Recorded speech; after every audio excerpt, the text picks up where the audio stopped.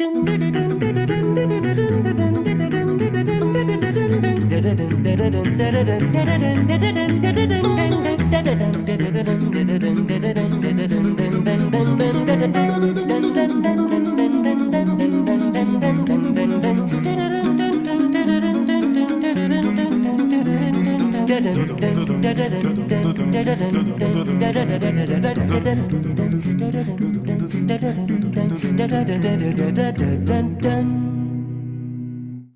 evening, ladies and gentlemen. We're so glad to welcome you as part of our community tonight. Please note that this webinar is being recorded and distributed live stream. By entering this virtual meeting room, you give your consent to be recorded and distributed by Vienna Live with Simon Morrow and other third parties. If you prefer to not be recorded, please go to the LinkedIn Live video feed, the link to which I will now place in the chat room. This show thrives on participant contributions, and all participants are encouraged to actively participate by asking questions and making comments. To do so, please write in the chat room. Tonight, our featured guest is Marlon Simon, a jazz drummer and leader of Marlon Simon and the Nagual Spirits, whose newest album, On Different Paths, will be the subject of tonight's conversation.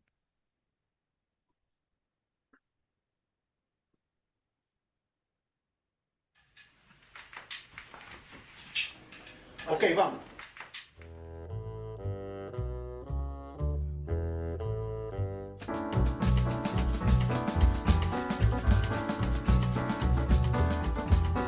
The main thing I love is that it's bringing back the Nagual Spirits, the band. Finding out about the new music that Marlon wrote. Creo que esto es uno de los proyectos más comprometedores, ¿no? The most ambitious thing that I think he's ever done. Hemos estado construyéndolo como un rompecabezas. This combination is my favorite. Yeah, great fun. Revisiting the chemistry that we built up back in those days. 11 tunes, original compositions. I'm in heaven here playing this music.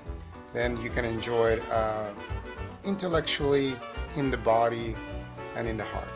On different paths. It's really extraordinary. Okay, welcome, Marlon. Oh, thank you very much, Simeon, for having me in your program. Marlon, so tell us a little bit about how your where you come from, how your musical experiences were formed, and why you decided to become a jazz drummer. Well, since I was a kid, we have the influence of my father in Venezuela, where I was born and I grew up and went to high school. My father was a bolero player. He played jazz. He played Latin boleros, which are ballads in the guitar. And sang or sings these tunes. And he was our first instrument.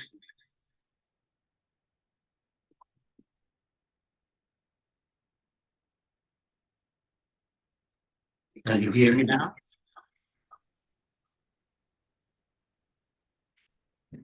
Maybe it's because I have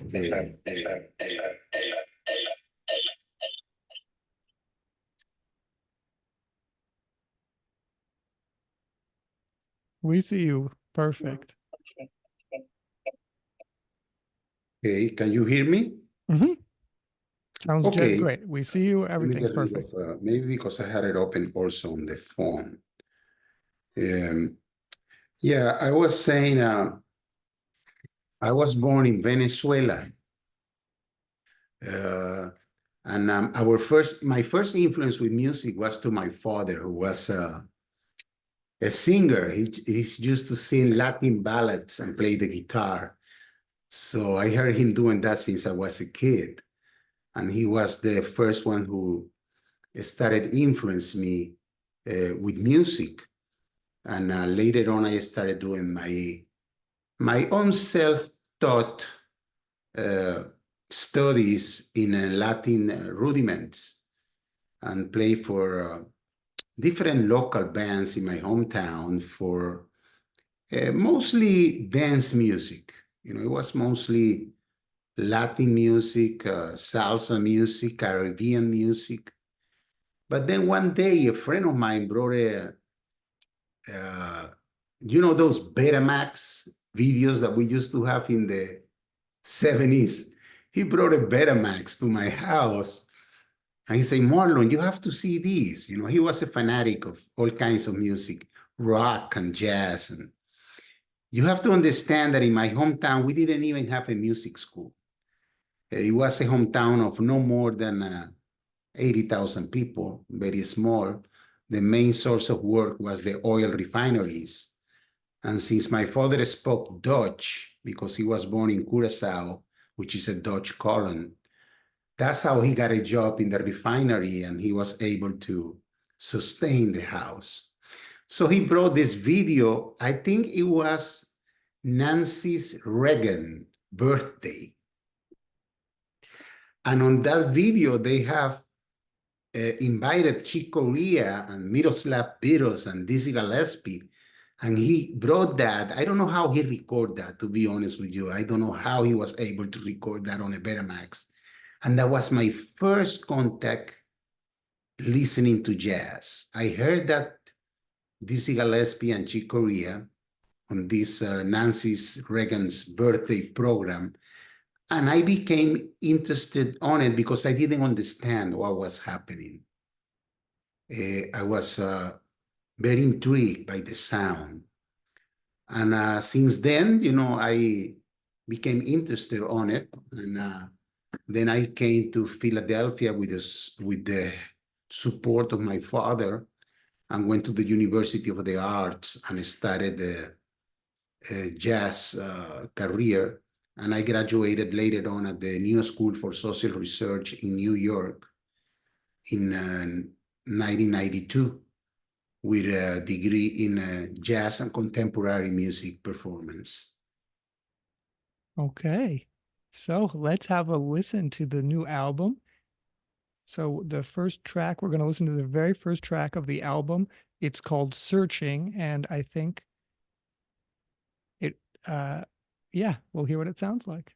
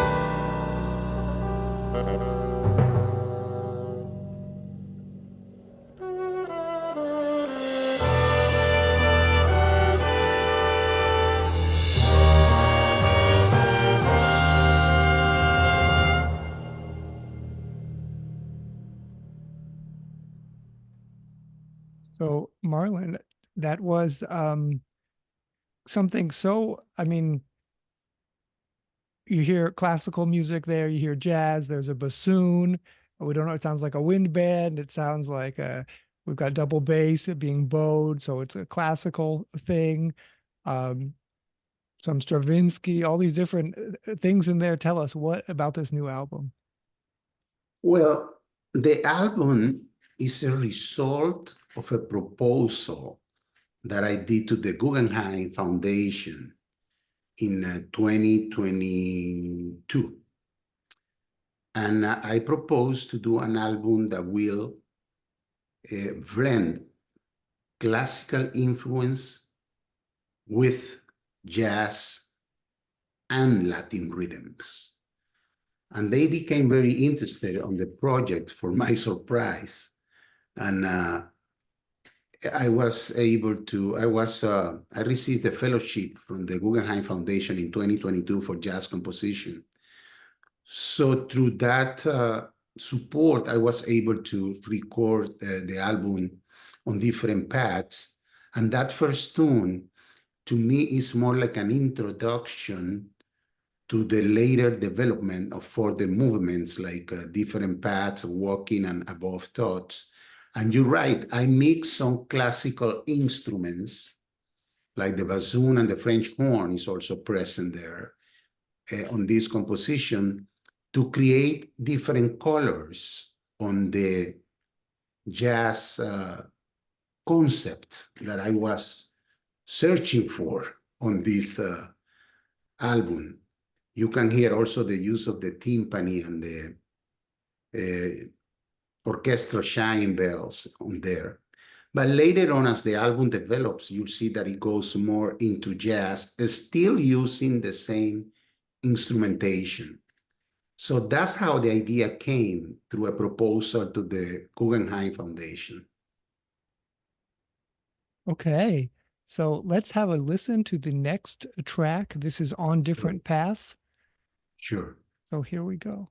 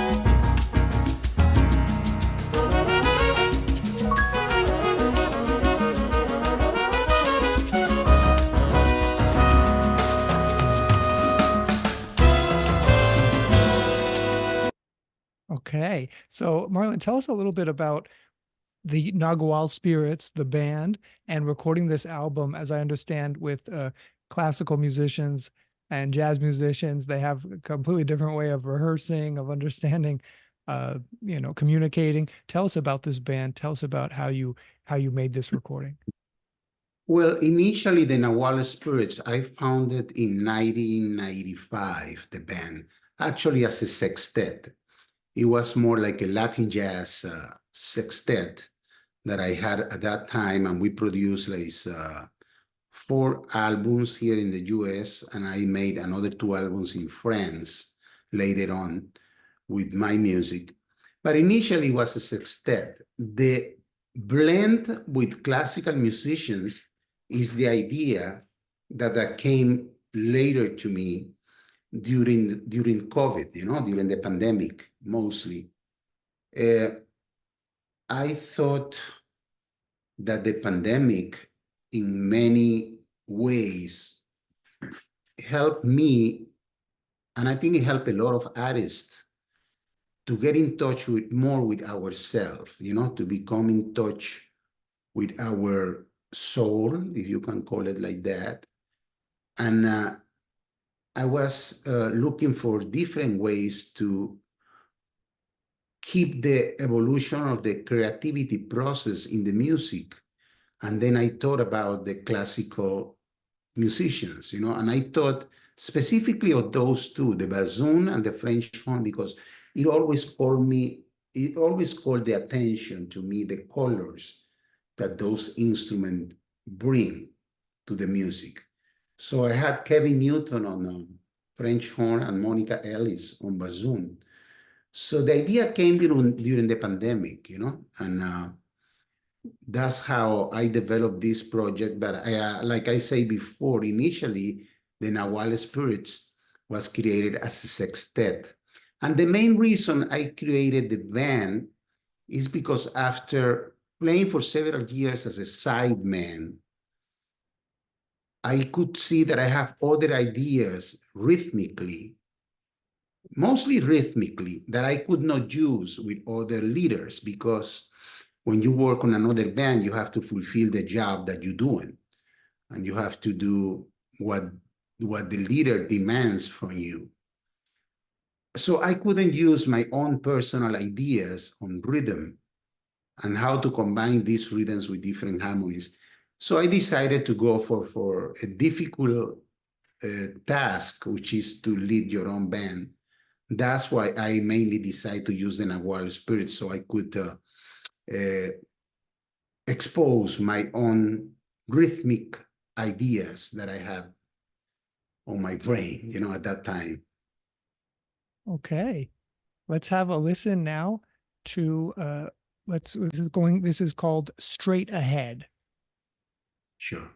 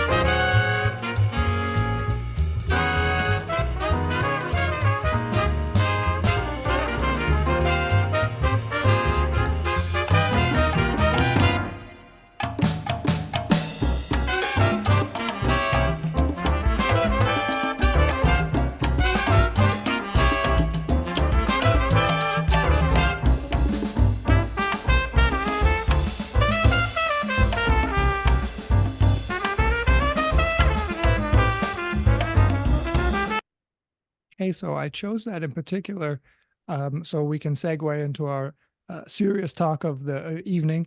So we hear in that Marlon, we heard, 2 very different musics, and it seems like the band enjoys them equally, and it's so nice to play one in a, particular style and then switch to the other. And I mean, I can imagine recording that was really just, the musicians must have loved it. Anyway, so And so one is very Latin, the other very, I guess, the bebop jazz or whatever it's called, standard jazz. So the question is, Simón Bolívar, called the Liberator, is a Latin American legend. Almost a century before the Spanish-American War, Bolívar freed South America from Spanish colonial rule and then created what might be called the United States of Latin America. Some scholars believe Bolivar's Latin America was anti-racist, that shared identity was valued more than individual identity. In other words, the quote-unquote mixing of peoples of European and indigenous heritage, known as the mestizo or mixed person, was celebrated, not frowned upon. In other words, it was a Latin American melting pot. Today, in the Americas, no political party defends the melting pot ideal. Instead, parties fight for the rights of a minority or a majority.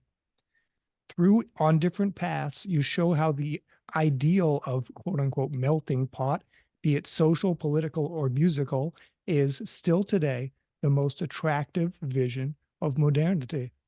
What do you think about the melting pot, Marlon, in your music and in your life? Very interesting that you bring Simón Bolívar to the conversation. I think Simón Bolívar liberated Venezuela from the Spaniard colonization in 1813, I believe. Venezuela declared independence. And yes, there was a melting pot in Venezuela of the Indians with Hispanics, and then also with the slaves that were brought. So you have the mix of European, African, and Indian.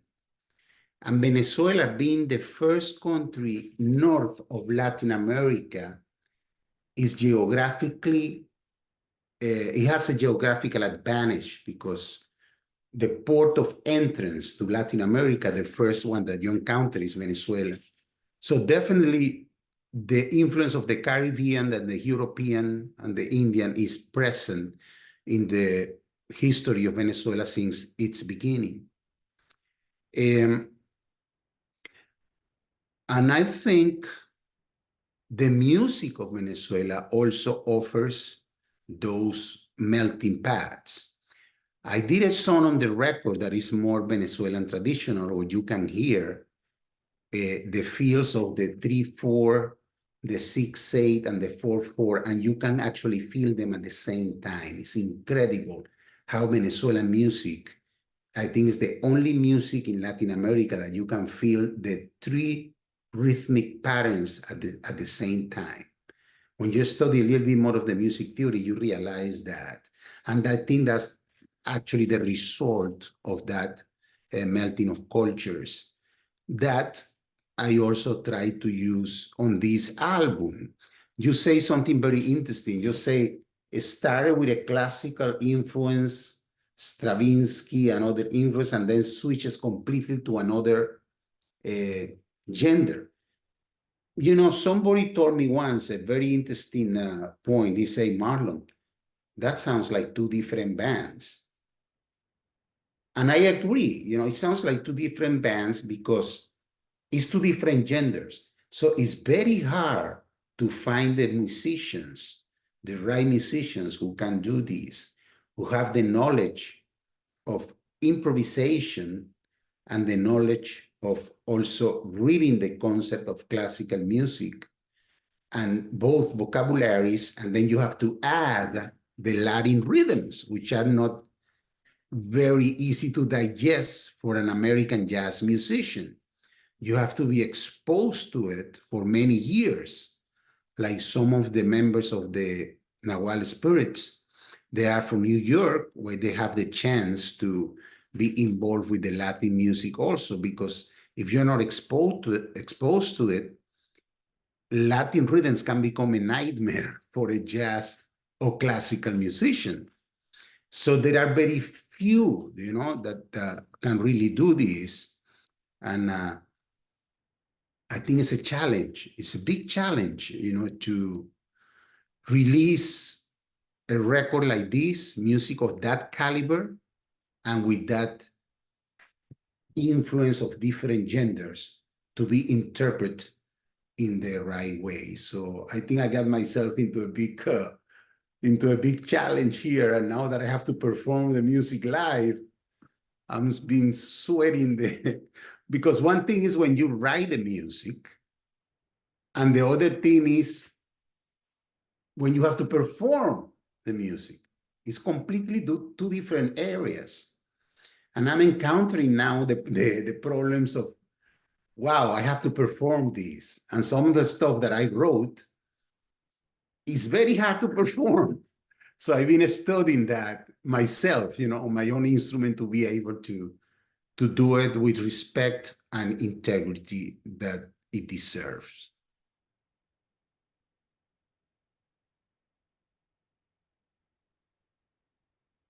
Thank you very much. Excuse me, I was on mute. lost you there. Yeah. Thank you.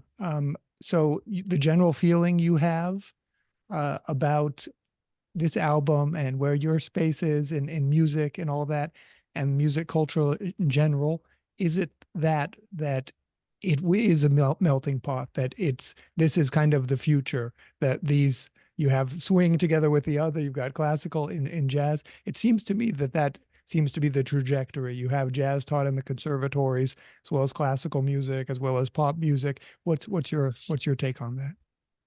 Yeah, I agree with you. I think we are evolving towards it. But I think there is a lot still to do. It's going to be in the long term. But in the long term, I think the mixing of the different traditions and genders is what we are going towards in music. Definitely, I agree with you on that point. Yes. Okay, let's have one last listen. This is Rumba Pa Andy.